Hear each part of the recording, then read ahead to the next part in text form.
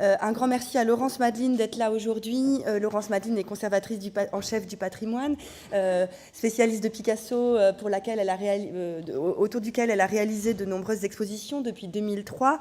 Des expositions consacrées à de nombreux aspects de Picasso. La dernière que vous avez pu voir au musée Picasso Paris, puis qui est ensuite venue à Londres autour de Picasso 1932, mais aussi en 2004 une exposition Picasso-Ingres. Et c'est de Picasso et Ingres que Laurence va nous parler aujourd'hui. Un grand merci Laurence d'être là. Merci Claire, merci à tous et merci au commissaire de l'exposition et à l'équipe du musée d'Orsay de me donner l'occasion de revenir sur ce duo Picasso et Ingres. Donc, étant donné que je clôt un peu ces deux séances consacrées à Picasso et, vous aurez déjà vu beaucoup d'images que je vais vous montrer, et puis quelques idées comme le fait que Picasso se fait accompagner par un artiste de génération précédente pendant toute sa vie, cette notion de rémanence. Donc en fait, rien de nouveau sous le soleil picassien, sinon quand même Ingres. Et j'ai mis Ingres devant Cézanne, devant Gréco, j'aurais pu mettre devant Toulouse-Lautrec, j'aurais pu mettre devant Van Gogh, parce que tout simplement, alors là c'est l'instant qui tue, oh, ça marche. En fait, Ingres est le peintre qui est le plus communément et le plus souvent cité lorsque l'on parle de Picasso et de ses multiples influences. Alors au hasard, 32, je ne sais pas pourquoi, j'ai compté dans une bibliographie qui était presque exhaustive 19 citations de Ingres contre 8 de Cézanne et 4 de Gréco. Alors Cézanne, il y a quelque chose d'un peu évident, on ne fait pas trop de commentaires, c'est carré, c'est simple, c'est cubique. Il y a une paternité entre Ingres, entre Cézanne et Picasso, toute plastique, toute formelle, et donc tout va bien, on ne fait pas de commentaires. Cézanne, c'est du tout bon, c'est tout facile. Gréco, vous le comprenez, on a déjà vu cette image, désolée, chers collègues, je ne suis pas allée chercher tellement plus loin. Le songe de Philippe II, le grand côté du grand retable, le tableau à grands propos, mystique, terrestre et puis même sous terre, qui réapparaît dans l'enterrement de Casagemas. Donc tout ça est normal. Gréco est plus ou moins espagnol. Picasso est quand même toujours espagnol, au moins officiellement jusqu'à la fin de sa vie. Donc tout va bien. Il n'y a grosso modo rien d'autre à dire qu'il a regardé le Gréco. Et pourquoi donc en 1932 on a ces 19 citations d'Ingres? Parce que Ingres est important, nous allons le voir, et puis aussi parce que c'est le moment où Picasso dévoile ce tableau qu'il conserve toute sa vie dans sa collection personnelle, ce portrait d'Olga dans un fauteuil de 1918, qui évidemment apparaît comme le grand sommet de la dette de Picasso envers Ingres.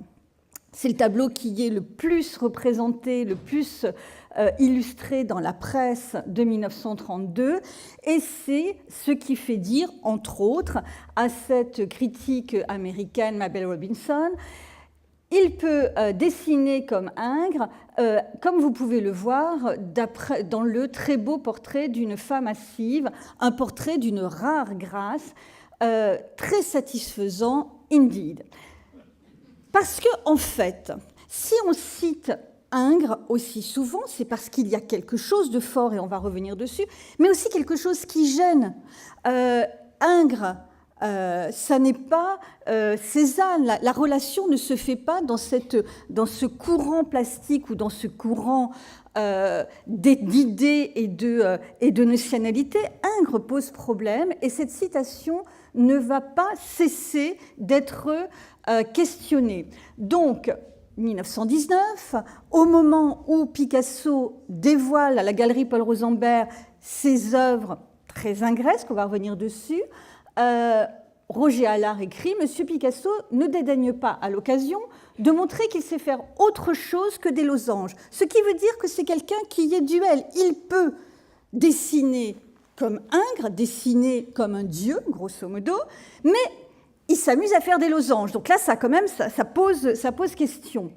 Quand René Barotte, dans L'Homme libre, commente l'exposition Picasso de la Galerie Georges Petit, il cite ces périodes bleu, rose, cubiste, époque nègre, surréaliste, ingriste, futuriste, bien faiblement que tout cela, pauvres étiquettes de théoriciens d'art en mal de classification bâtarde. Ce qu'on voit ici, c'est que dans toutes ces périodes que l'on cite, la seule qui est attachée à un nom d'artiste, c'est cette période d'Ingres.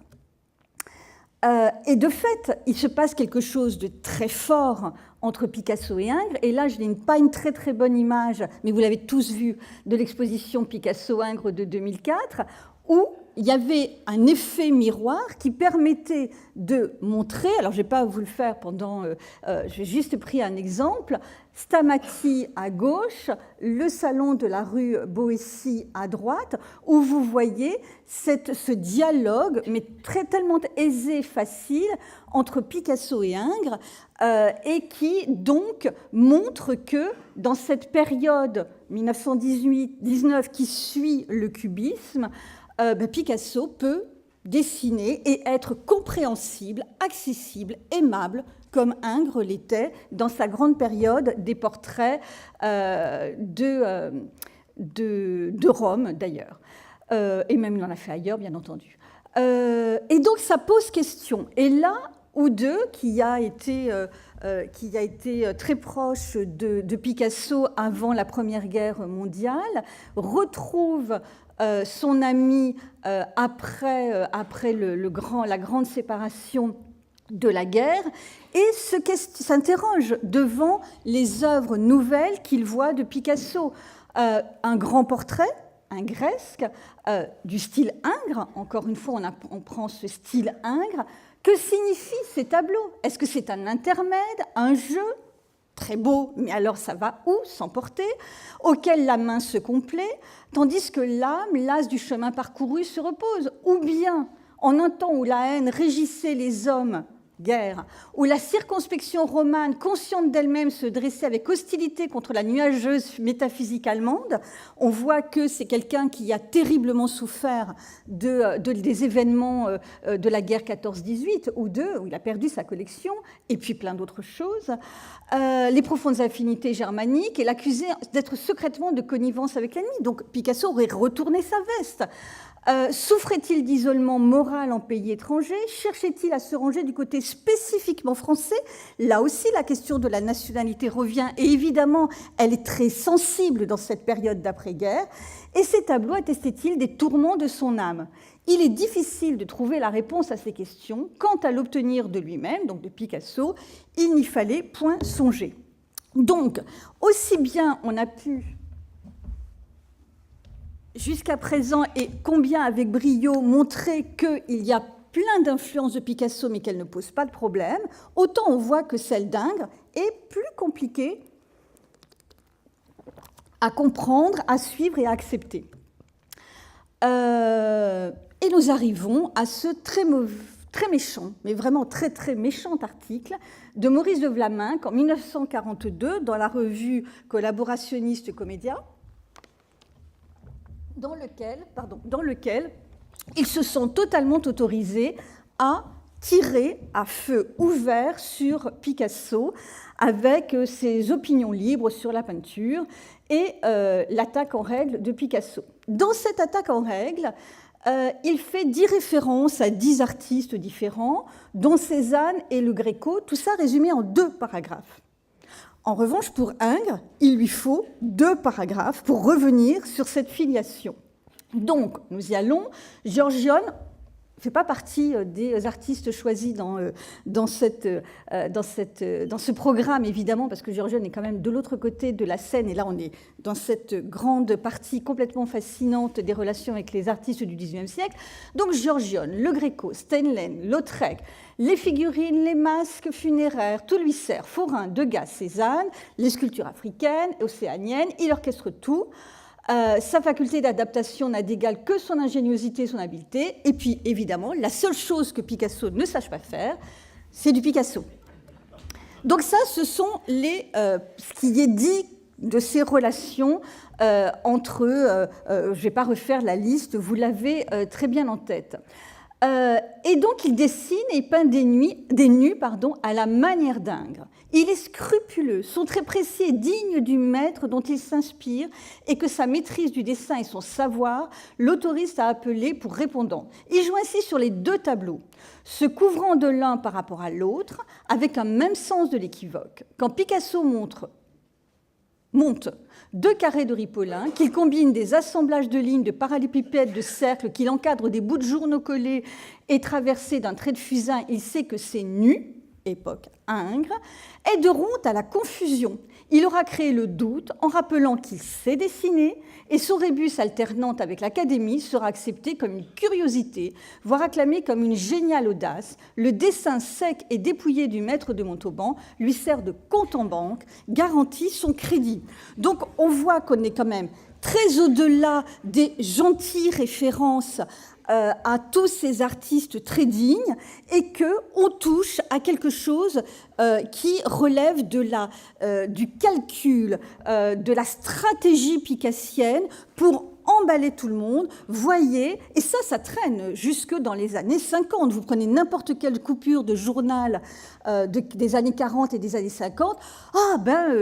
Picasso qui dessine comme Ingres, finalement, nous fait ces monstruosités. Parce que quand Vlaminck déblatère contre Picasso, c'est au moment du paroxysme de l'intervention de Picasso sur la figure humaine, là où il ne se retient aucunement et où personne ne pourrait voir Ingres, sauf que, évidemment, Ingres, d'une part, se voit partout, et Ingres était parfaitement capable de déformations aussi subversives. Donc, nous avons dans ce dessin, malheureusement, il a disparu, donc ma reproduction est très mauvaise, cette espèce de confrontation, choc, et finalement pas du tout, cette même page avec la tête de la grande odalisque d'Ingres, et puis la guitare cubiste, parce qu'au fond, comme le dit Christian Xervos, en 1949, tout ce discours autour d'Ingres est vraiment très abusif parce que la conjonction faite par la critique des deux noms est sans fondement. La seule concordance qu'il soit possible d'établir entre les œuvres d'Ingres et celles de Picasso est toute épidermique. Pour ce qui est du sentiment, il y a bien loin des unes des autres, aussi loin nécessairement que de la simplification logique et psychologique de la sensibilité au désir tumultueux d'un homme livré à sa fougue naturelle. Évidemment, là, il parle de Picasso, qui lui semble bien plus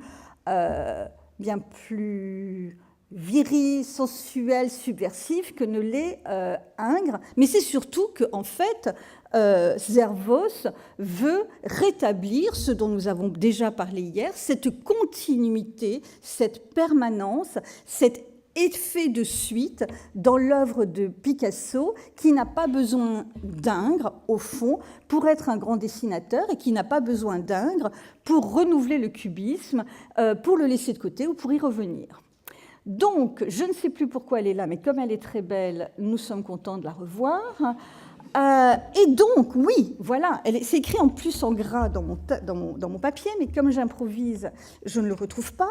Donc revenons, là je prends des risques. En fait, cette période ingresque, et encore une fois, il n'y a que Ingres qui donne un nom à une période. L'œuvre qu'il produit à ce moment-là est tellement séduisante, on l'a bien vu, satisfying, écrit ma belle, je ne sais plus comment, qu'elle masque le travail beaucoup plus profond et beaucoup plus souterrain que Picasso fait en regardant Ingres. Et donc, ce travail se situe entre ces deux moments, avril 1904, qui est la dernière transhumance de Picasso entre Barcelone et Paris, puisque c'est en avril 1904 qu'il s'installe définitivement à Paris. Évidemment, il va retourner en Espagne, mais son lieu, son atelier, ses ateliers seront à Paris à partir de ce moment-là. Et donc, quand on est un Barcelonais et qu'on va à Paris, quel est le transport, quel est le trajet? C'est Barcelone, Montauban, arrêt à la gare de Montauban pendant plusieurs heures, et ensuite Montauban, Paris, gare d'Orsay. La question est, est-ce qu'en avril 1904, Picasso aura eu l'idée de quitter la gare, s'aventurer dans la ville de Montauban et visiter le musée Ingres?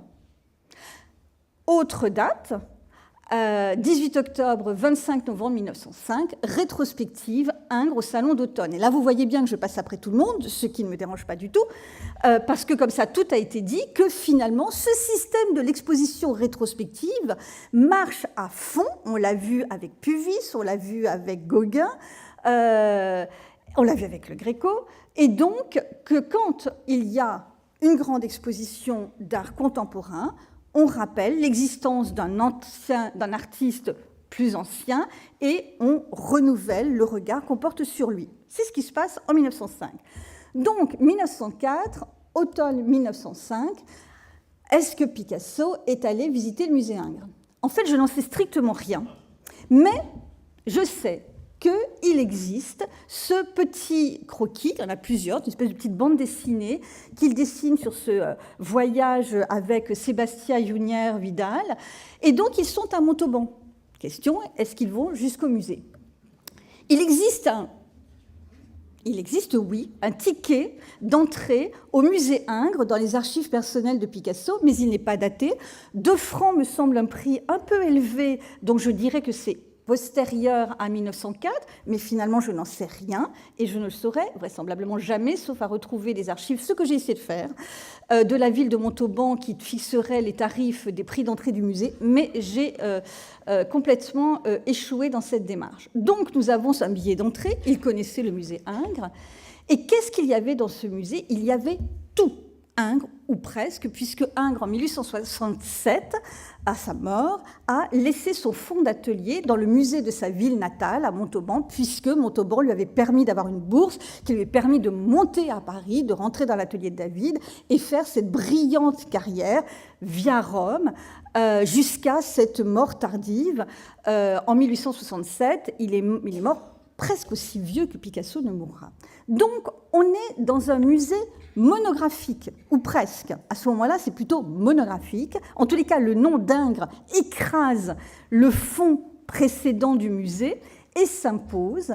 Et là, Picasso se trouve devant 2 phénomènes. D'abord, un artiste tellement important qu'il a son musée, un musée qui lui est dédié.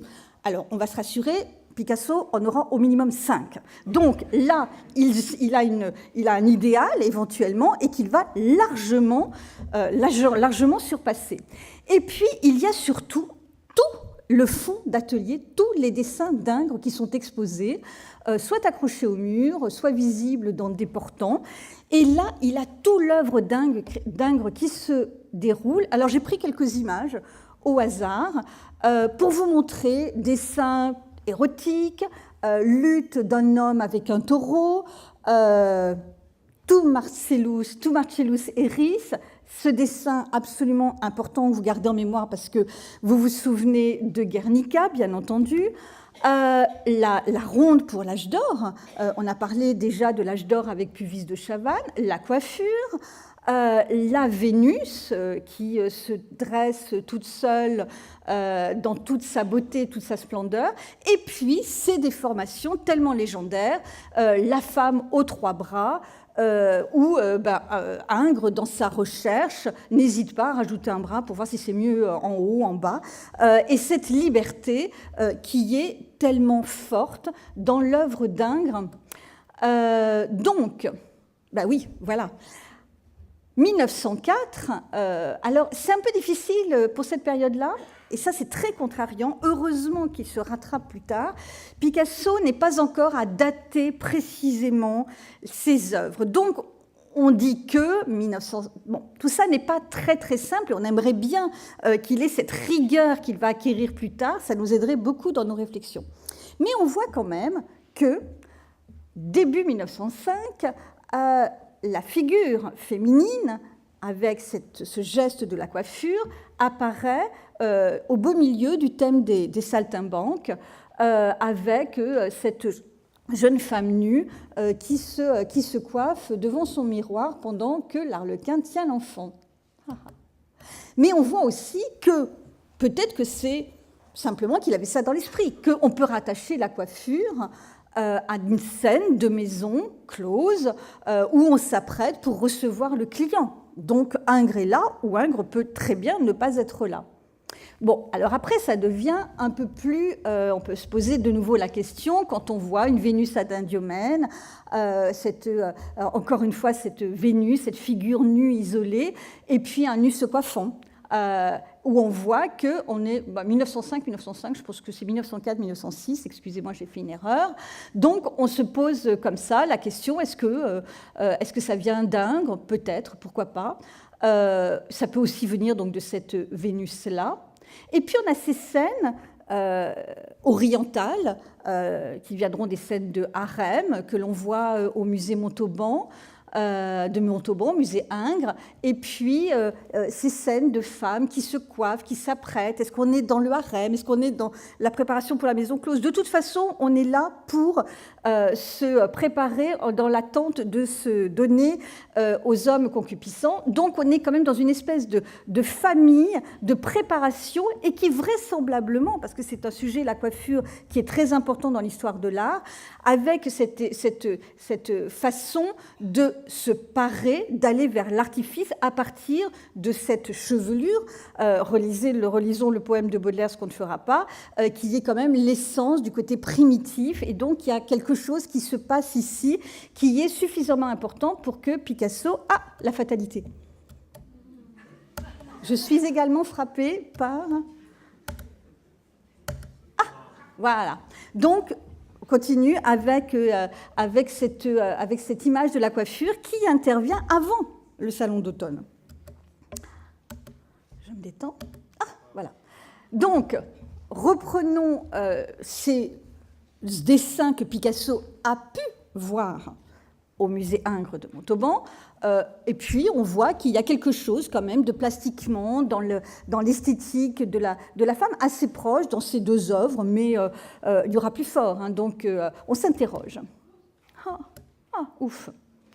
Alors là, la femme à l'éventail de 1905, pré-salon d'automne, on a évidemment rapproché ce geste extrêmement, cette figure hiératique, ce geste très étonnant, fixé de la main qui est levée, à cet autre geste très hiératique de la composition. Il y avait deux tableaux pour le tout Marcelo Serris, un où il étend le bras et l'autre où il le plie.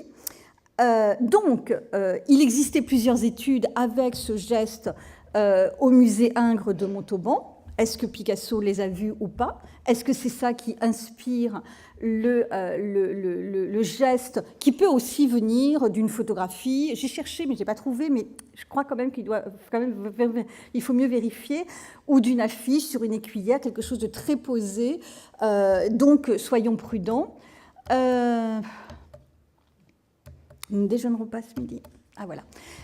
Parce qu'au salon d'automne, et donc tout le monde fait le lien entre la jeune femme à l'éventail et puis le tout Marcelo Serris, parce qu'il y avait un dessin de la collection Cher-Ami qui était présenté dans le cadre du salon d'automne, sauf que je n'arrive pas à savoir de quel il s'agissait. Est-ce que c'était un qui étendait le bras, ou alors est-ce que c'était un des trois dessins préparatoires? Cambridge, il y en a deux, et puis à Ottawa. En tout cas, pour dire simplement que rien n'est totalement assuré, qu'il y a quelque chose, mais que ce quelque chose ne peut pas être véritablement vérifié jusqu'à ce que on se rappelle quand même qu'il n'y a même pas besoin d'aller jusqu'à Montauban ou de s'arrêter. Encore une fois, ce n'est pas besoin d'aller à Montauban, s'arrêter à Montauban pour voir des Ingres, puisqu'il y a quand même une collection extraordinaire d'œuvres d'Ingres au Louvre. Et voilà, vous avez toutes ces œuvres qui étaient avant 1905, 1904 au musée du Louvre, dont le portrait de Bertin, qui évidemment sous-tend le portrait de Gertrude Stein. Ce n'est pas une révolution que je suis en train d'opérer ici.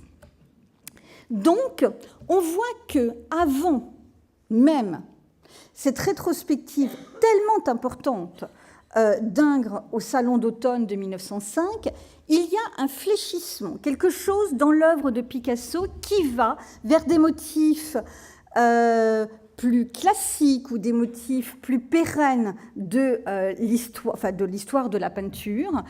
Et tout ça va se confirmer avec ce salon d'automne. Le Figaro nous rappelle que le musée de Montauban va envoyer toutes les études d'Ingres qui ont servi pour le fameux bain turc. Ce tableau n'a jamais quitté la galerie du Prince de Breuil, on ne l'a jamais vu à l'exposition, on ne l'a pas vu à l'exposition de 1867, excusez-moi, il y a un 9 en trop, ni à la centenale de 1900. Ces études du chef-d'œuvre du maître auront donc le plus grand attrait de curiosité. Voici ces études qui sont montrées et qui, par fragments, montrent cette liberté d'Ingres, cette capacité à s'emparer du corps, à le plier à sa volonté de plasticien, et puis son manque total de pudeur, puisque de toute façon, il en est au stade de l'étude, c'est un dialogue entre lui et lui. Et ça provoque un énorme choc. Je vous montre simplement Félix Danner, qui donc, devant cette évocation du passé au milieu du charivari hurlant des pires audaces, oserait nier que tout ici-bas n'est qu'éternel recommencement. Toutes les libertés, toutes les audaces, toutes les voluptés de notre nu moderne, vous les retrouverez dans cet admirable bain turc, si grouillant de vie, si vibrant d'atmosphère que l'art moderne n'a rien fait de moins classique, comme on comprend qu'il dut apparaître un révolutionnaire impénitent aux yeux de l'école de David, celui que nos générations d'aujourd'hui, une seule fois, traitent si irrévérencieusement d'impossible pontife. Donc là, renversement. Ingres n'est plus ce pontife du classicisme, ce parangon de l'académisme, il est l'artiste de la subversion, grouillant de vie, l'artiste moderne. Ce qui, évidemment, s'impose quand on voit ce bain turc, présenté donc pour la première fois au public au salon de 1905, grouillant de vie, grouillant de scène, une espèce d'œuf dans lequel se passe plein de choses et qui devient une matrice pour Picasso. Donc, reprenons la critique de 1905. Ingres fut, par rapport à l'école de David, on montre encore bien la séparation entre David et puis tous ceux qui ont voulu continuer à suivre le chemin académique. Donc, Ingres fut, par rapport à l'école de David, un grand révolutionnaire et il demeura en lui-même un maître violent et indiscipliné. Ce sont quand même des mots extrêmement forts. Sa conception de la forme qu'il croyait de bonne foi héritée des Grecs et de Raphaël et respectueuse des traditions était en réalité la plus audacieuse et la plus moderne qui fût. On en revoit ici la preuve avec l'admirable bain turc. Et de nouveau, l'art de notre temps n'a rien produit de plus affranchi, de plus libre, de moins classique et de plus passionné. Le défi est posé pour Picasso. Montrer que finalement, Ingres, il peut être surpassé en violence et en indiscipline. Donc, ce bain turc devient une espèce de matrice pour Picasso. On retrouve... est-ce que ça va marcher ? On retrouve certaines des figures qu'il a déjà identifiées et isolées. La femme nue dressée, elle deviendra plus tard, mais je ne suis pas allée plus loin, une dryade en 1907. Ici, la scène de la coiffure, elle est ici. On retrouve ici notre Vénus qui n'a plus, notre femme qui n'a plus que 2 bras.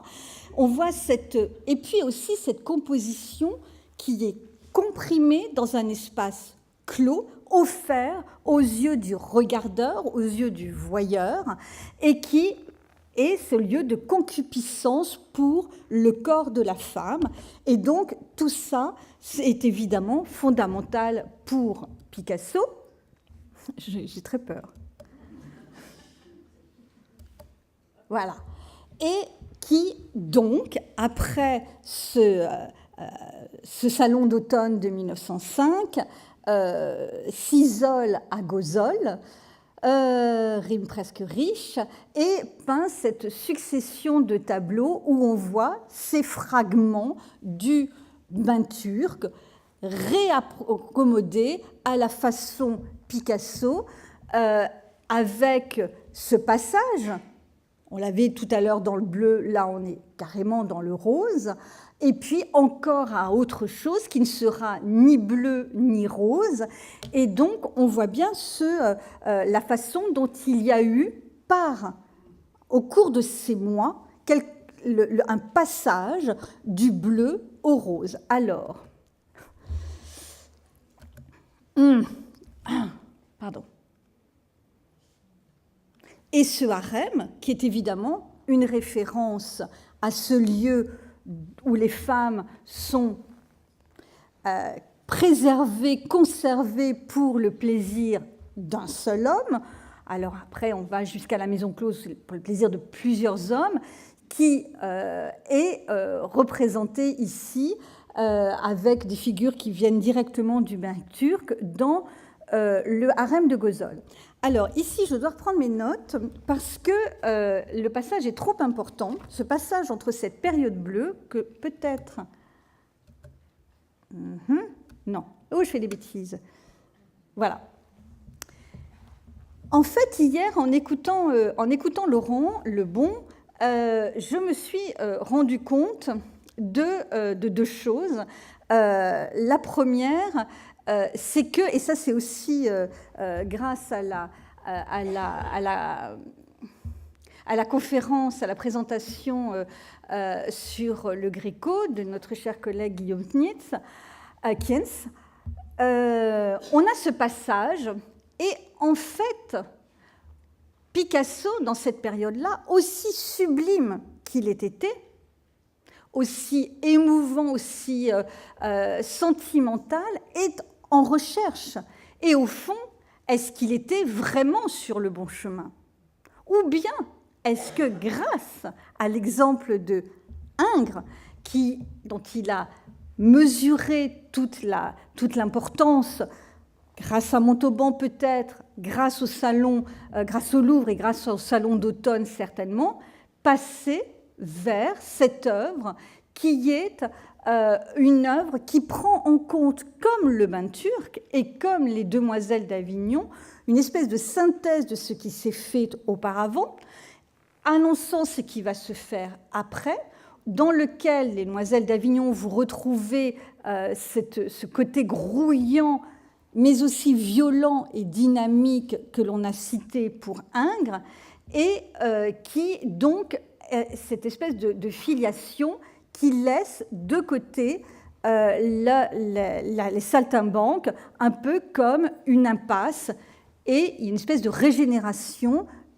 Je suis très prudente parce que je suis convaincue de la démonstration qui est faite dans l'exposition Picasso-Ingres de la grandeur de ces périodes bleues et roses, mais on a quelque chose qui se régénère véritablement. Il y a l'effet primitif, il y a l'effet Gauguin, il y a l'effet Gozol, il y a l'effet Ingres. Et donc c'est à ce moment-là, entre 1904, Montauban peut-être, et Salon d'automne 1905, certainement, rétrospective Ingres, que Picasso, finalement, embrasse totalement et pleinement, et même profondément, la peinture, l'histoire de la peinture, se positionne comme peintre de musée, et à l'image de Raphaël enlaçant la Fornarina, thème, sujet qu'il emprunte à Ingres, va cheminer toute sa vie dans cette trace d'un peintre révolutionnaire, violent, dynamique, et un artiste de musée comme Ingres avait ouvert la voie. Voilà, j'espère que nous aurons le temps de quelques questions et de déjeuner. Merci.